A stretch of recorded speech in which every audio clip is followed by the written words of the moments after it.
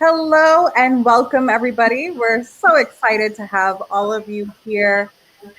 Before we get started, I want to have each of you take a moment to think about what is the most difficult part of acquiring customers using digital channels. So take a moment to think about that before we get started today. And be sure to use the Q&A section to submit questions to our speakers. So share with us again what the hardest part is of acquiring customers using digital channels. So today with me, we have two great industry leaders that are joining us, and really we want to talk about the customer acquisition journey through digital marketplaces. So our world is changing rapidly with a pandemic looming, and so is technology transformation, right? So the digital transformation in the 21st century is led by cloud-based solutions, artificial intelligence, and blockchain technologies.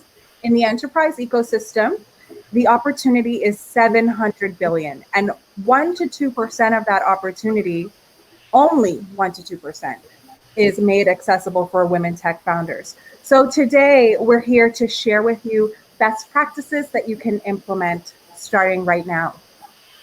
So over to these amazing industry leaders that we have joining us. We have Christine Puccio. She is F5's Global VP of Cloud Alliances and Go-to-Market Programs. She's responsible for leading a team to expand partnerships with cloud providers such as AWS, Microsoft, and Google, their partner ecosystems and GTM programs. She joins F5 through the recent acquisition of NGINX, where she joined in late 2018 from Red Hat as Vice President, Global Strategic Alliance and Partnerships. She drove increase during her tenure at Red Hat. Christine served as the Global Senior Director of AWS and Google Cloud and drove increased revenue from Red Hat's cloud computing partners. She also accelerated the growth of Red Hat's global SAP business by closing Red Hat's largest software contract with Red Hat Enterprise Linux and SAP HANA. Christine is a seasoned leader in the technology industry and was previously with companies such as Red Hat, Sun Microsystems, AT&T, and Lockheed Martin. She has extensive experience with alliances and partnerships and has successfully developed partner strategies and grown robust partner ecosystems that deliver value to both partners and customers. So welcome, Christine. We're delighted to have you here with us today. We're joined by Sanjay Mehta. He's the Chief Cloud Officer at Tackle.io. He has 25 years of experience in enterprise software, ranging from early stage companies to those operating on a global stage. He's, as I mentioned, he's the Chief Cloud Officer at Tackle, and he's working to transform the way that enterprise software is procured through more modern digital sales channels. More recently, he held executive positions in the US and overseas in sales and leadership and global alliances for Trend Micro, where he helped establish Trend as a dominant global force in cloud security. Sanjay is recognized as a leader in digital selling and has a deep understanding of the transformational journey of selling and buying software in cloud marketplaces. Sanjay is a board member for Girls in Tech and an active voice for closing the gender gap in the tech industry. So welcome, Sanjay. And Christine and Sanjay are here with us to share about the power of digital marketplaces and digital sales strategies. So you're in for a treat today as we go through today's session. Again, don't hesitate to share your questions in the chat. We will be sure to get to those at the end of our panel discussion today. I'm Raisa Noel. I'm the Global Events Program Lead of Women in Cloud. And Women in Cloud is a community-led economic development organization to create $1 billion in economic access for female tech founders.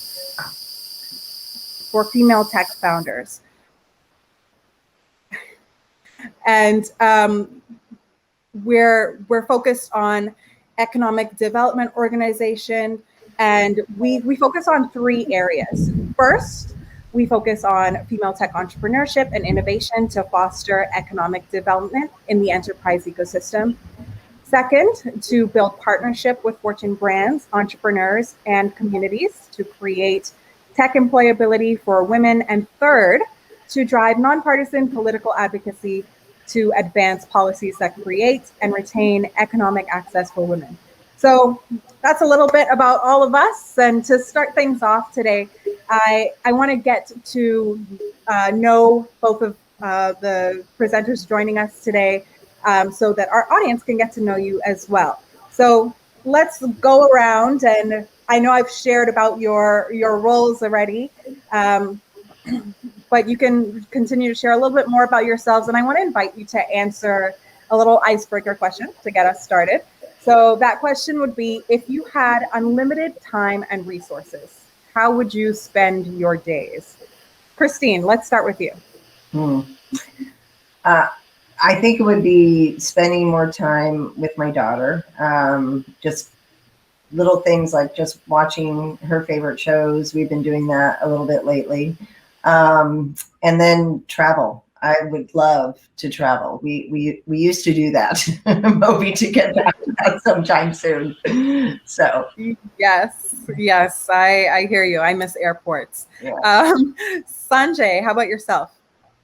Yeah, probably similar. And I'd like to think I've been better at it the last few years, but I've been working really hard to try to make EQ and IQ have equal parts in my life and the way I balance it. And I find that there's actually a lot of time if you're just really intentional about how you spend it. So I used to do that really, really poorly, I think, and I'm getting better at it. So unlimited time might just create another problem for me, but yeah, similar, just trying to be present in everything I do and really enjoy those things. And I'd love to get on the road and meet Christine in person one day instead of just doing Yes, it's overdue. We're going to make that happen someday soon, hopefully. So let's dive into our discussion today. I see some comments are already coming through in the Q&A. So let's start off with a question for you, Christine, and then I'll go over to you, Sanjay. So first up, what would you say, Christine, is the hardest part of acquiring customers using digital channels? We talked earlier about this. You could go one or two ways. You can put up a listing on Marketplace and hope people will come. That's one strategy.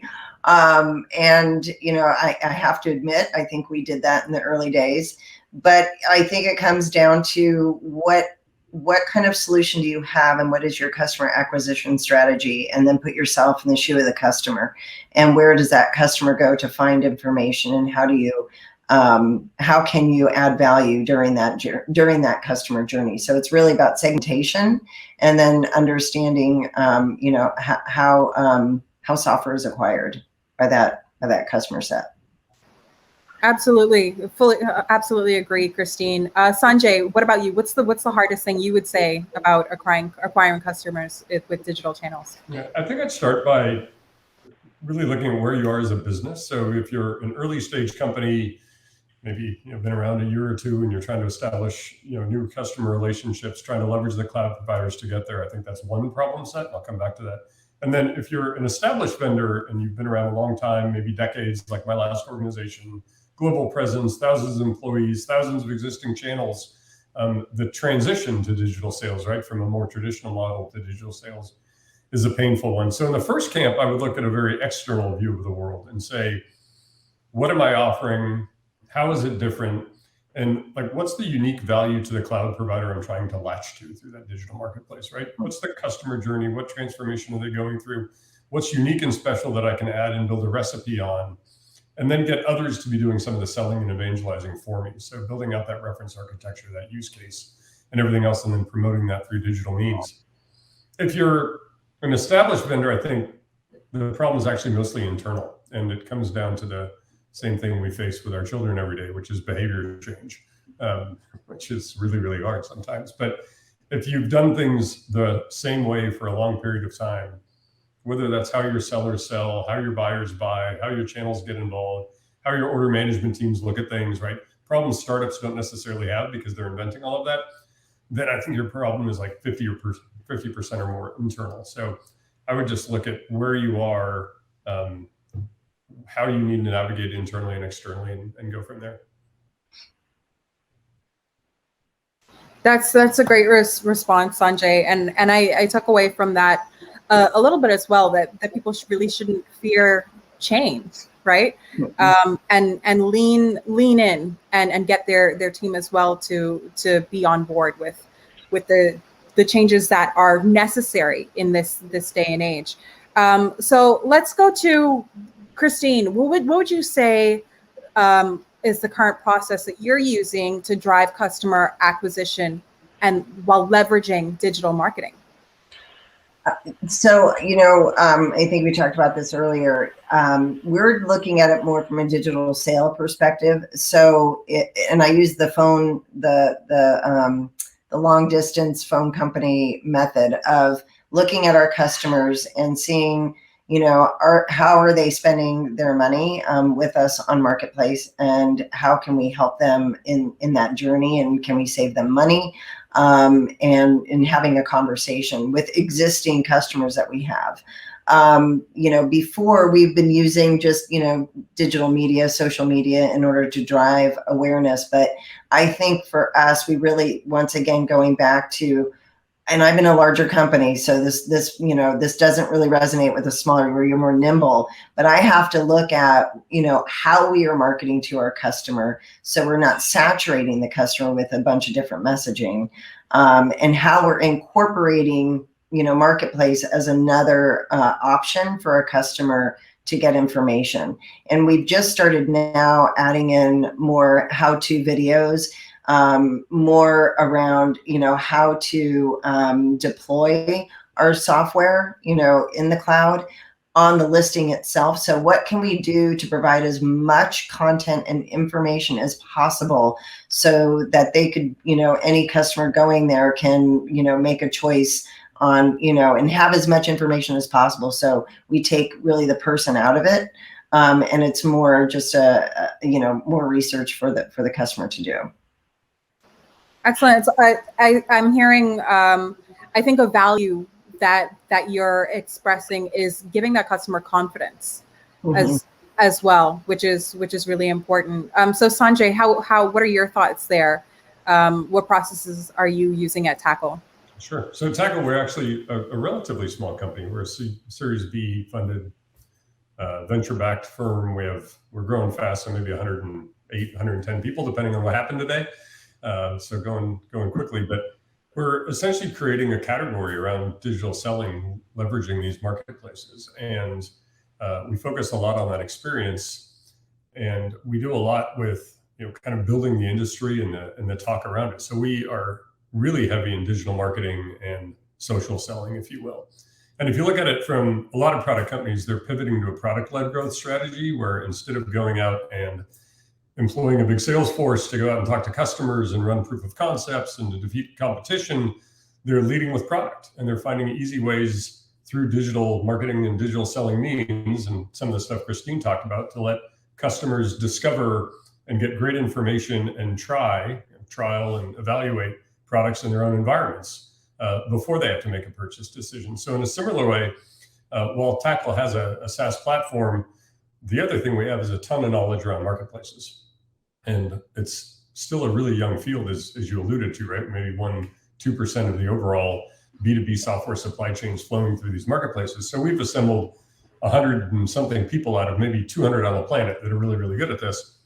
So we pump a lot of that knowledge back out into our digital marketing to just help everybody get more educated and think about the personas that get touched in this journey as companies embrace digital. And we just want to be thought leaders. So we use that thought leadership is in our intellectual capital, almost like a product-led growth strategy. Yeah. Excellent. Thank you, Sanjay.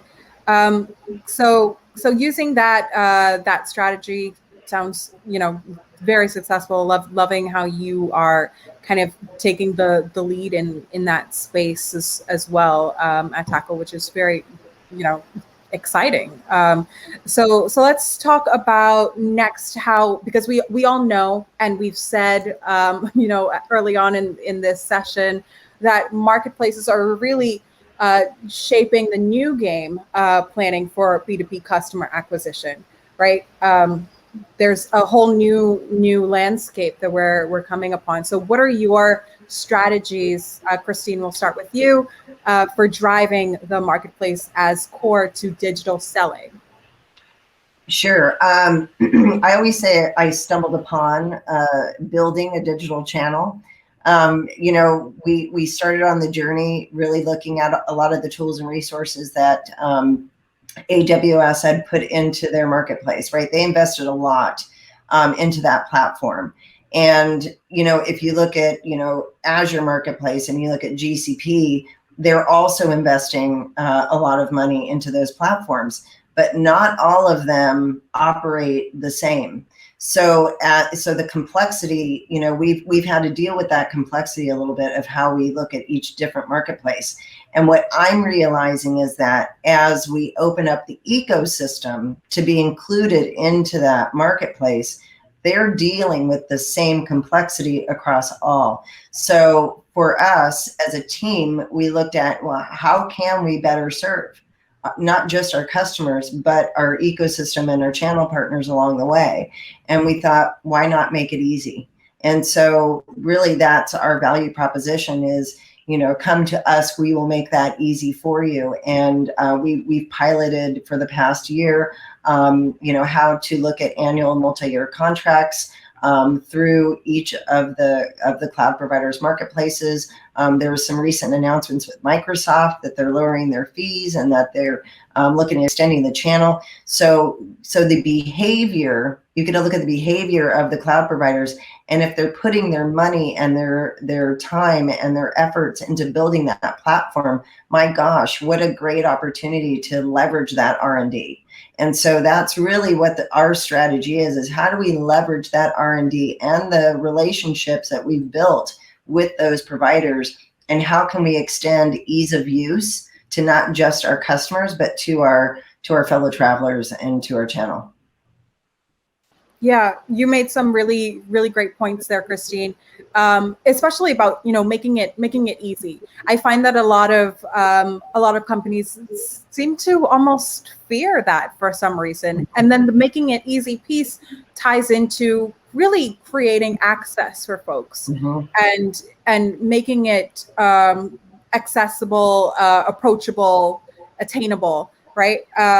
So Sanjay, in regards to digital selling as well, what are your strategies that are driving the marketplace as core there? Yeah, at Tackle, we like to say we drink our own champagne. So almost all the business we do is through the marketplaces, all the big ones. And it helps us help our own customers, our ISVs, ranging from small startups to some of the biggest companies in the world, do the same. So navigating the likes of an AWS and a Microsoft and Google isn't easy, right? There are potentially hundreds or thousands of folks that could influence your fate positively or negatively. And on the one hand, it can be really daunting, right? You go out in these marketplaces and you see thousands of vendors listing maybe 7, 8, 10,000 products. And you think, how am I going to get my voice heard? But it's really early days, as we pointed out. But the good news is that to Christine's point about investment, the investment's been there from the cloud providers, and the customer uptake is actually pretty tremendous, early, but tremendous. So some of the biggest brands on the planet have already pivoted towards marketplace buying, and the wave is going. So really what you need to do is position your surfboard in the right place to get ahead on that wave. So it gets back to the cloud providers want to deliver customer outcomes, and they can't do it all themselves, right? If you're at an AWS or a Microsoft, and you're part of a marketplace team, or maybe a storage team, or maybe a compute team, you're competing against 200 other teams for resources. And not everything's going to get done. Not everything's going to get funded, which leaves rooms for the rest of us in the ecosystem to say, what's being missed? That's what Tackle did. We spotted an opportunity that said, these marketplaces are awesome for buyers and sellers, but there's this wedge here that needs to be put in place for it to be successful. And we went after that wedge. So whatever area of the market you're in, if you're in IoT or in blockchain or in this or in that, as you mentioned, figure out how that provides that value to the cloud provider. And don't just get into the marketplace, actually get into the hearts and minds of their organization. Figure out who's stumbling to navigate some of those issues with their customers, and how do you come up with a consistent recipe to help that, and then propagate that. I think frequently when people think about the cloud providers, they say, how do I market through the cloud provider? But just as much of the problem is, how do I market to the cloud provider so they understand my value and then they want to take that message out? Yeah. Absolutely. So what I want to move to next actually is Christine. I know that F5 has been going through some very exciting changes, and F5 has adopted a marketplace for driving B2B sales. I want you to take some time to talk to us a bit about that, and what are the challenges and some of the best practices that you can share. Well, I'll talk about an experience this morning. So within F5, our traditional selling motion has been hardware and then also software. And so our tools and our systems are put in place to sell a certain way. And so when you look at introducing something like Marketplace, or looking at doing something unique, like what we're doing with private offers, or we're doing with annual multi-year contracts, something as small as putting fields into your CRM system or being able to look at back-end quoting becomes troublesome, because you're building on top of a system that was there years ago. So I'm happy to say we had a few breakthroughs. But it's those things like that in with a company that's going through transition. And Sanjay, you talked about that a little bit at your time in your previous role at a different company. It's, not only do you have to win the hearts and minds of people internally, but I become almost a politician to try and get change to systems, to processes, to operations, to onboarding, the team that handles the channel community. So it's a lot of work. And somebody had asked me, Christine, who owns Marketplace at F5? I'm like, about 10 different organizations internally. That's who owns Marketplace. And so having that belief that you need to really bring on your champions in each of those different organizations that play a role. I think that to me has been the earlier challenges. And now we're starting to see a really nice swift move to getting our business really stood up. So. I'd love to follow that up. So thanks for sharing that that story too. So, and I think you touched a little bit on why you believe that this is the right direction for your business. Can you expand on it a little bit more? Yeah, our customers in general want software fast, and they want to get to that outcome quicker. And so how do I help that customer deliver that? And really, it's through a digital channel. It's being able to, we had an example of a customer had a security threat, and we were able to get them a quote. We were able to process the order, and they were able to start standing up the security solution in 5 hours. That is the beauty of a digital channel, being able to service your customer who has a problem to get to that outcome quicker. Yeah, agreed. The speed of execution is really one of the key benefits of embracing the digital selling and digital marketplaces. Along with, I know that both of you actually mentioned the power of embracing those that you partner with. I think that's very, very key as well to driving results in any aspect of business. Really, don't be, again, tying back to not being afraid to lean in and almost, I would say ask for help applies to this conversation, right? So going to the next question. Sanjay, let's start with you here. So how would you say that companies, how can companies adopt digital marketplaces as a core customer acquisition channel? Yeah, and Christine touched on it a bit. I think a lot of it comes down to conviction and belief that this is going to happen. And while Christine, I think, is humble and says 10 people own the marketplace, the reality is she owns the marketplace strategy in a 5. And, well, I joke, it's really, really important, which is when everybody owns it, nobody really owns it. And right.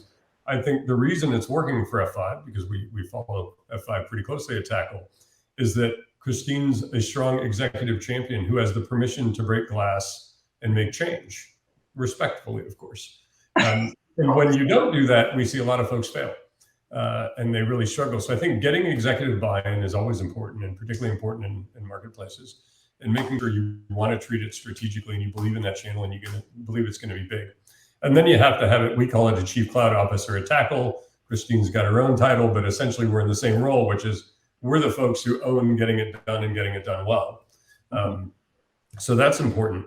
And then I think it's really important that you don't just think of it as another channel. If you take your old practices, if you're a startup today, the reality is all the people in your startup, most of them at least, were probably not fresh out of college, and they've had old practices that they've just brought over, and you got to teach those dogs new tricks, right? So you've got to look at it fresh. And if you say, this is just one more channel partner and I'm going to take my channel team and make this 10% of their job, it's not going to work. It's going to fundamentally change every aspect of your business. So you have to have that level of conviction as well. So, I would say, and I guess the final thing I'd say is Jim Collins wrote a great book called Turning the Flywheel. And he talks about bullets before cannonballs, which essentially means don't get too excited too fast, right? Like perfect some recipes, fire a few bullets, try a few different strategies out, hypothesis validation. And once you get a recipe, then go big. And we do see a lot of folks who show up and go, I want to be experts at digital selling. And to me, that means cloud marketplace. So I want to be in all the marketplaces all at once. And I guarantee you will fail. Well, that's great money for Tackle. We actually encourage people not to do that because they're not going to have a great customer experience. So be really specific about what marketplaces you want to get in, how are you going to align with that cloud partner and what those outcomes are, and then extend with success, not too early. I love that. And being very intentional about who you do business with, really, because it is a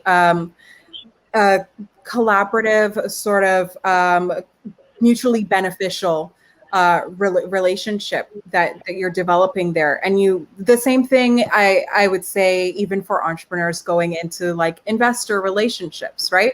Mm-hmm. If you think in that, use that same mindset and not just be all grabalicious to get on every sort of every marketplace, as you just echoing what you said, Sanjay, there's no value in it. The outcome will not, it'll muddy the waters really.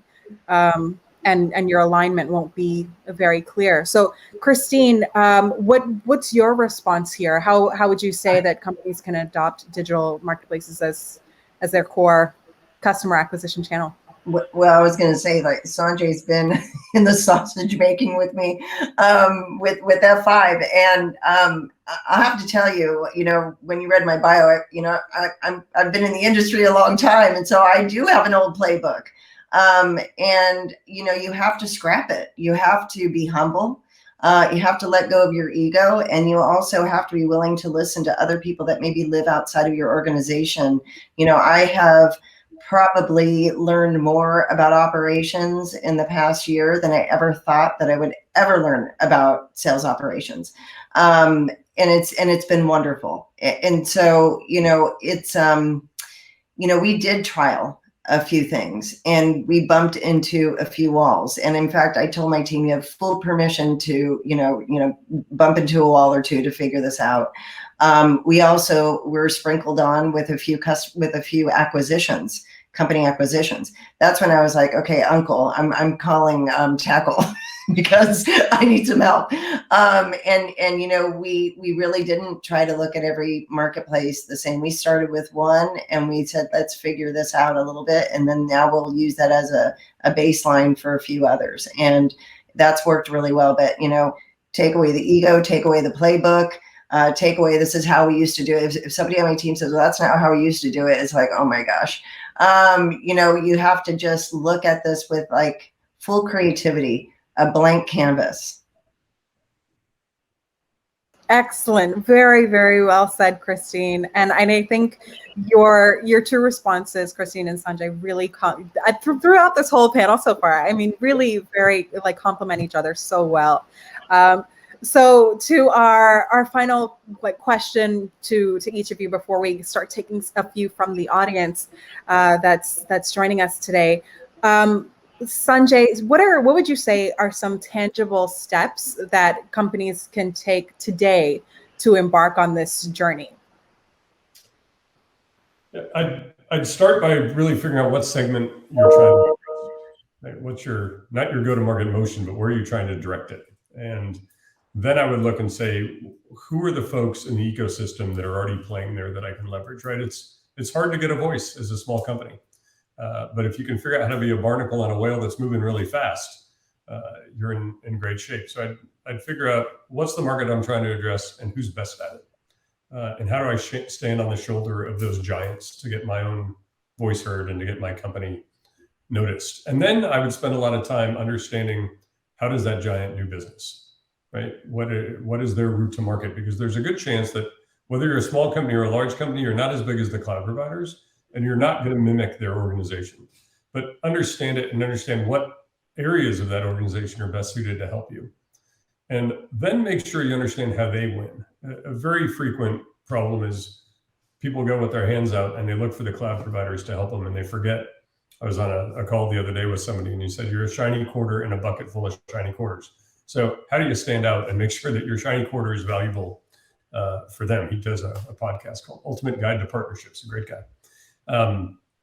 Free plug for him. But I would make sure you know why it's good for the cloud provider, not just good for you, and why it's good for their customer, not just good for the cloud provider, right? Go all the way through the value chain. And then I'd attack it, and I'd be brave, and I'd be bold, and I'd have Christine's attitude that you're going to get gray hair and most of it will fall out, and it's going to be a lot of fun, and you're going to learn a lot. And I would just get started. I think the world of software development has gone to this world of quick pivots and agile developments and MVPs, minimal viable products.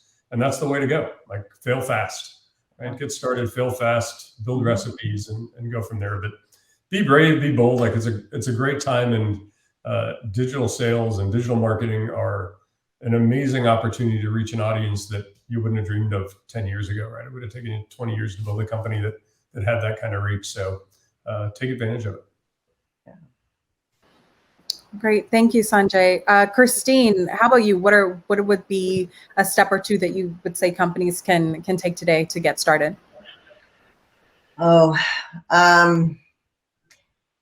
I don't know. I think Sanjay really said it well. One of the things that I looked at was how the cloud providers structured their business around marketplaces.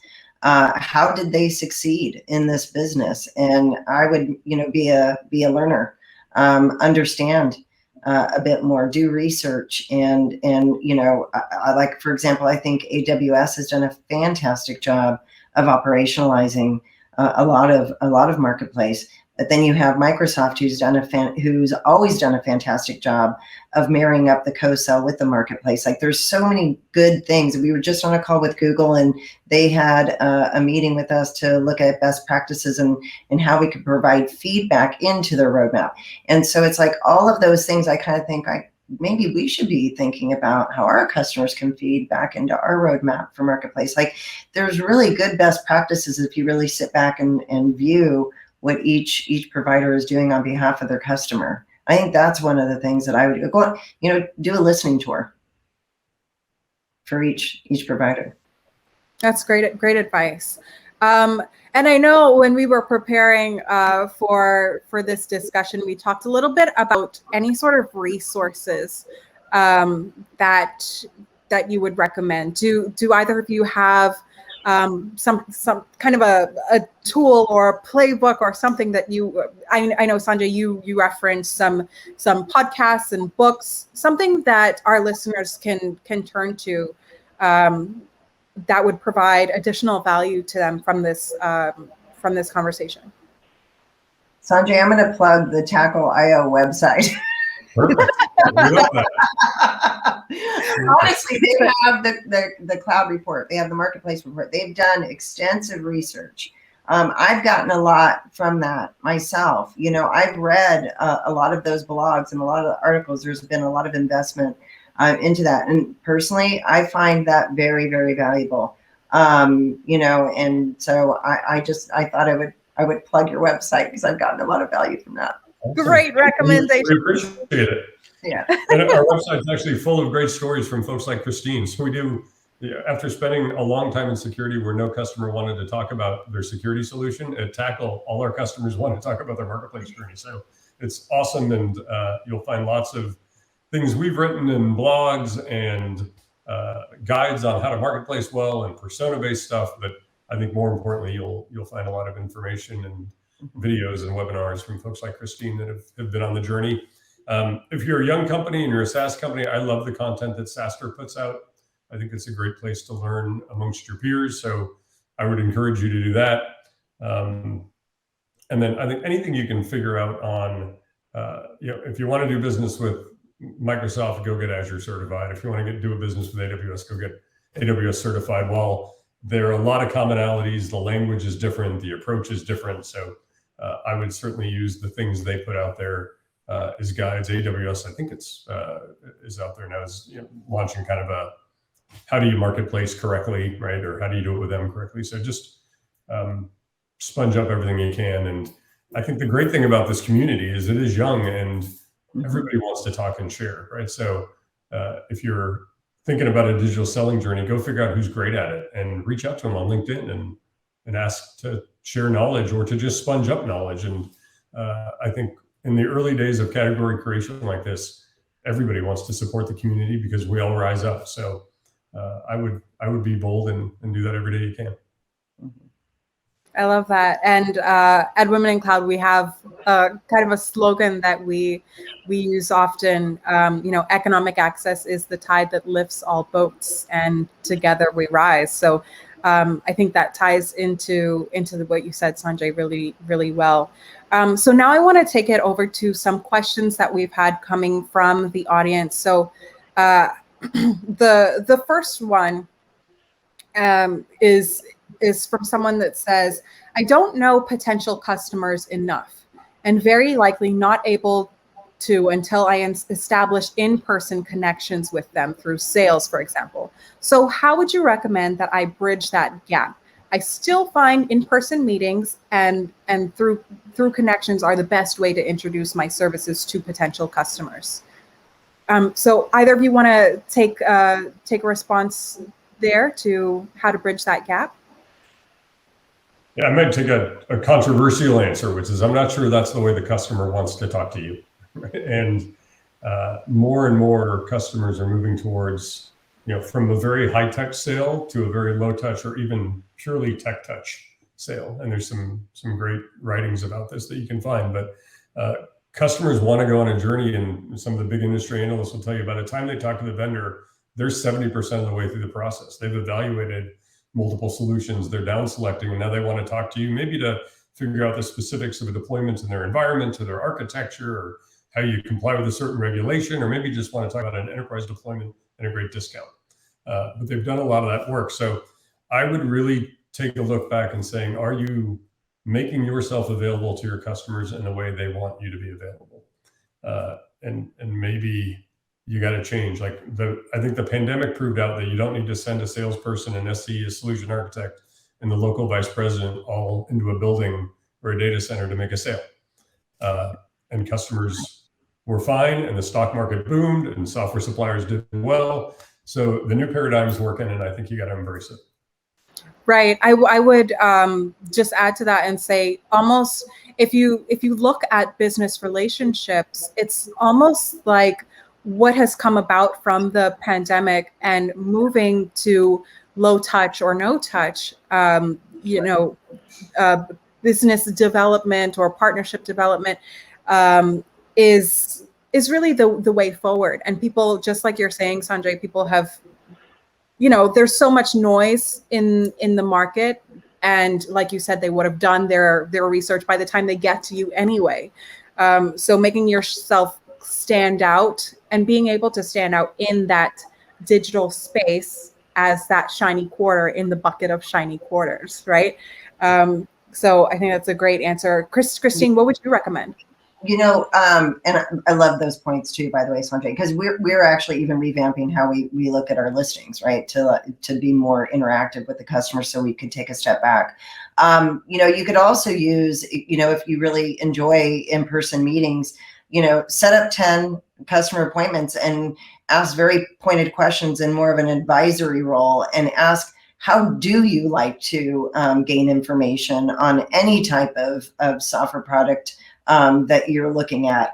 Be more curious about how they get information.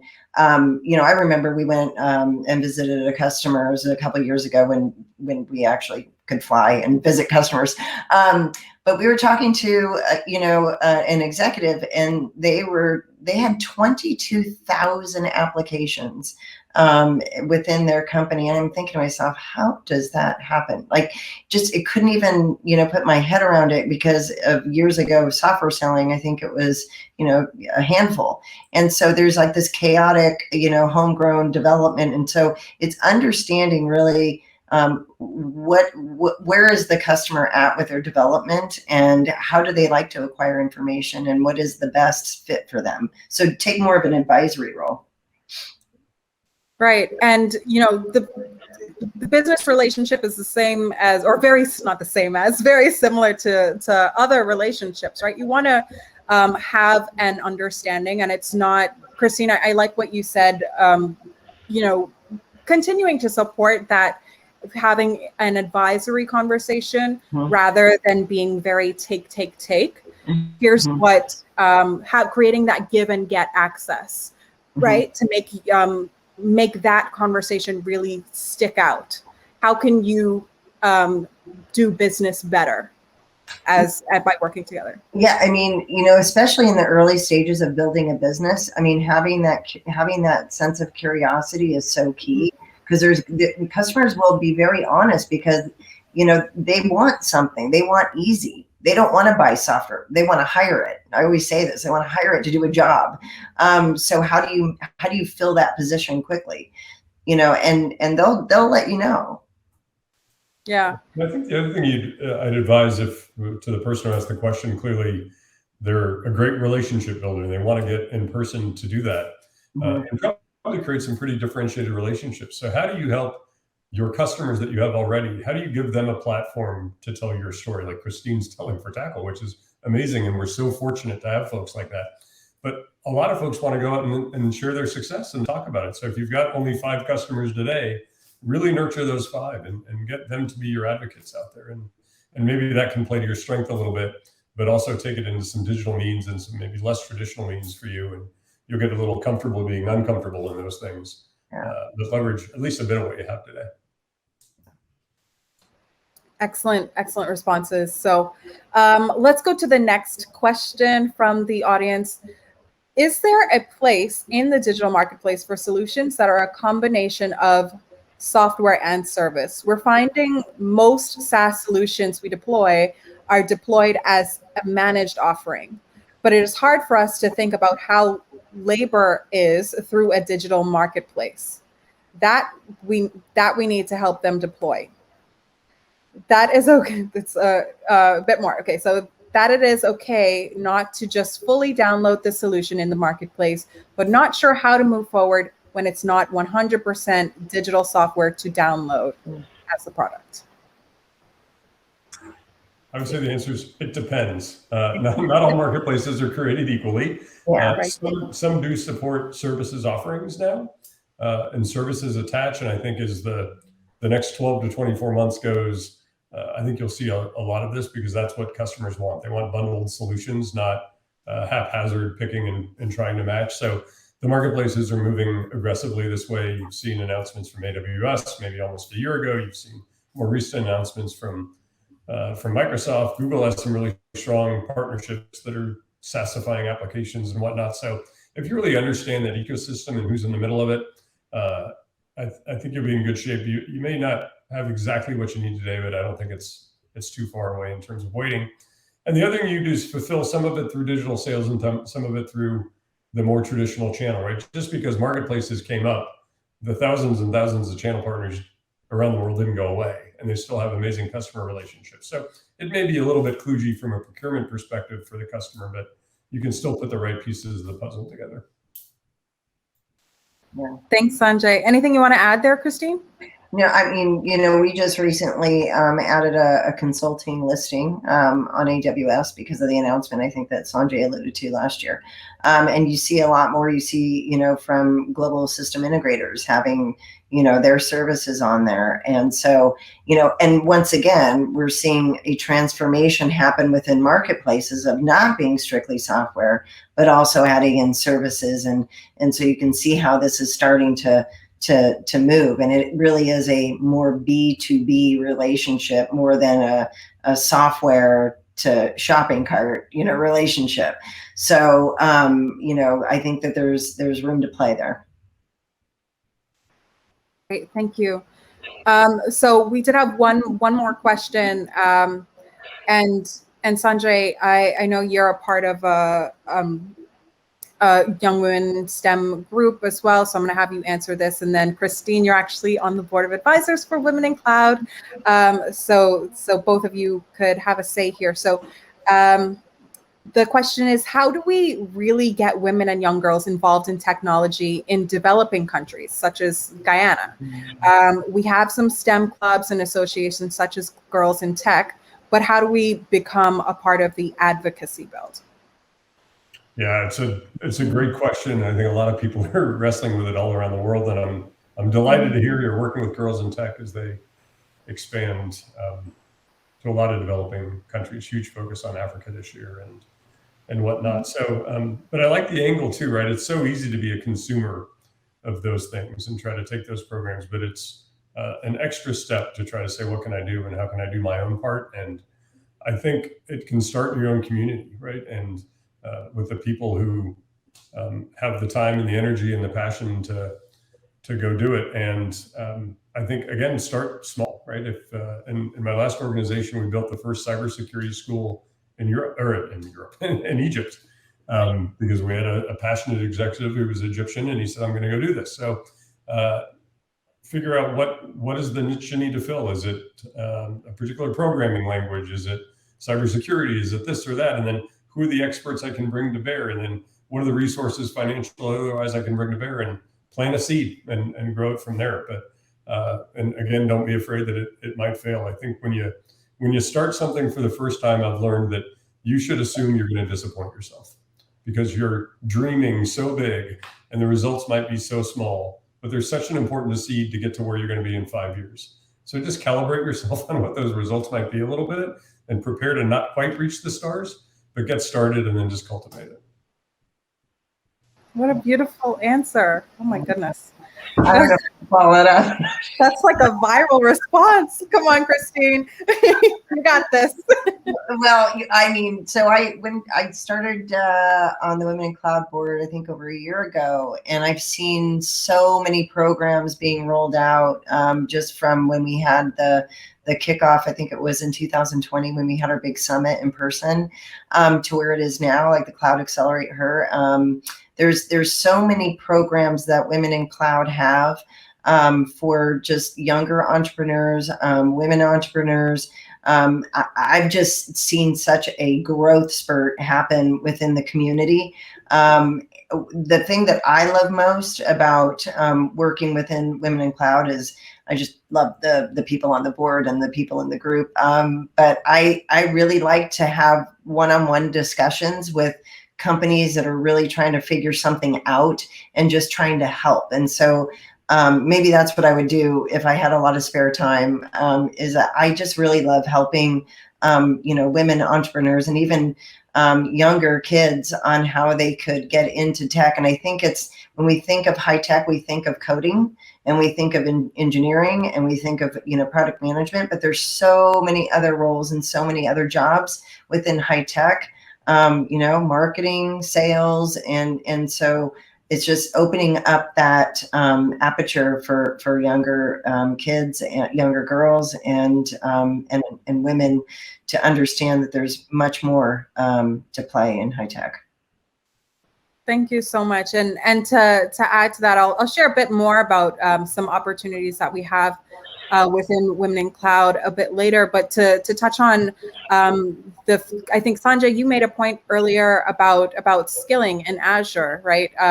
So at Women in Cloud, this just recently we have 625 sponsorships available for women seeking Azure skilling and Azure fundamentals, and it's open worldwide, right? So, and then in addition to that, how I was saying earlier about how the pandemic has, kind of in certain ways expanded us, right? And we've been able to, with our Cloud Accelerator program, for example, when we just prior to the pandemic, we had expanded in partnership with Microsoft to 8 additional countries, but now we're fully global.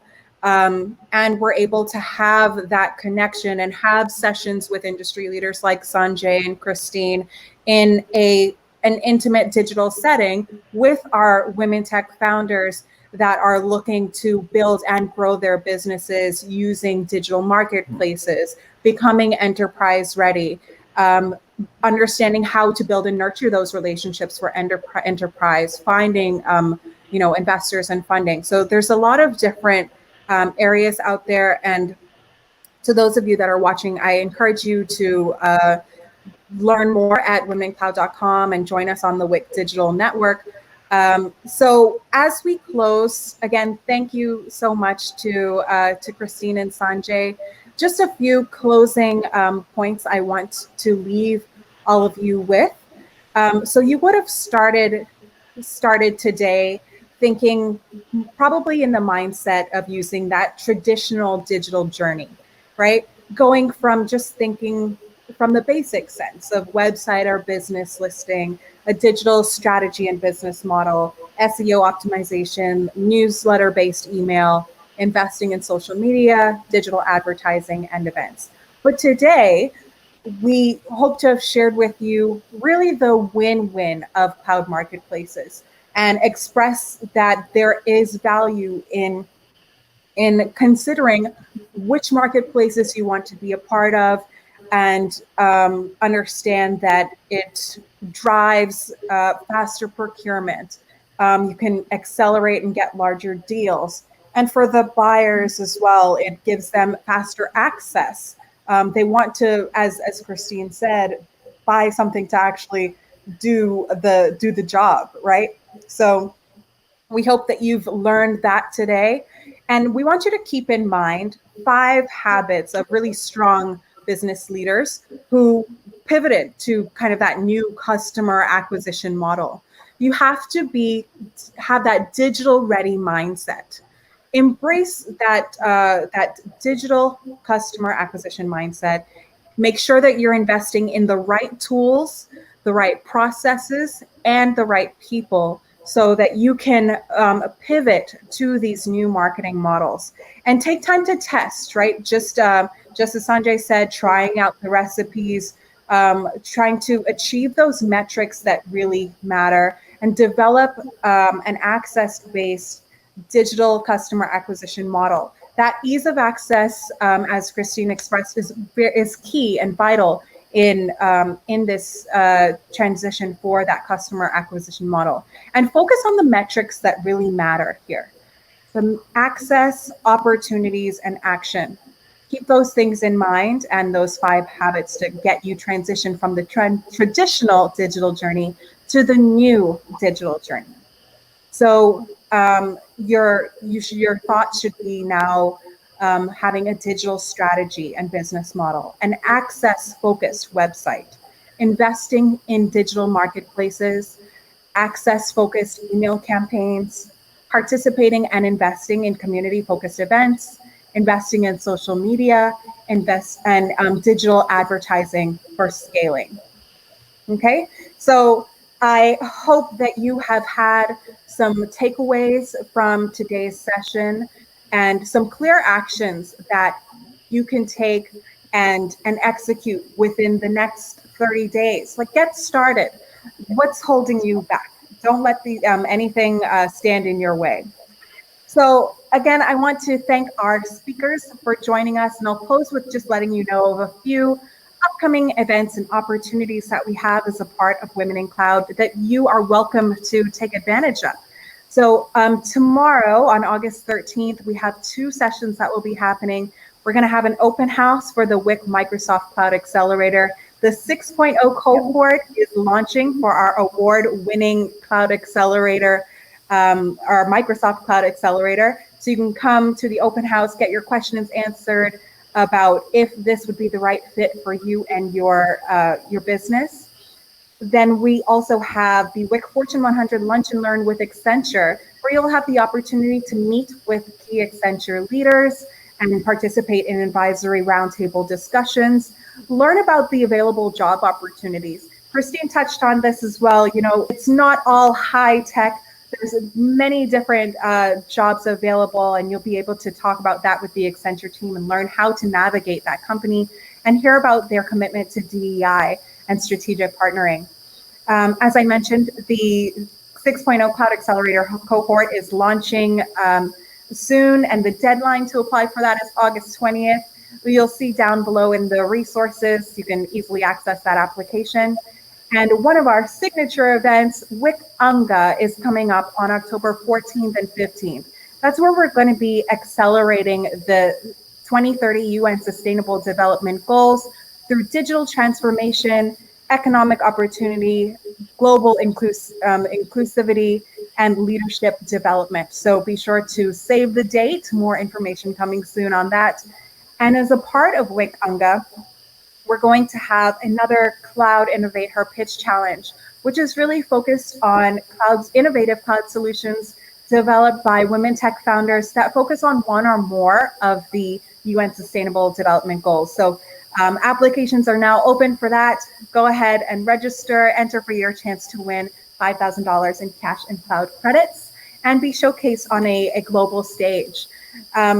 And finally, we've told you about Women in Cloud. There's opportunities if you're looking for jobs. We have companies that are actively seeking diverse candidates. You can join the WIC Cloud Accelerator, become engaged in the community, meet with leaders like Christine and Sanjay, and get more access to professional growth and connections. And we invite you again to join us in the WIC Digital Network, where you connect with other members of the community, like-minded women tech founders, and just get access to opening doors and creating economic access for women in tech. So again, I want to thank all of you, to thank our speakers. Thank you so much for taking the time out today. And thank you everybody in the audience for joining us. This recording will be available on demand on our Bright Talk channel. So feel free to stop back and watch it again. Thanks, everyone. Bye-bye. Thank you.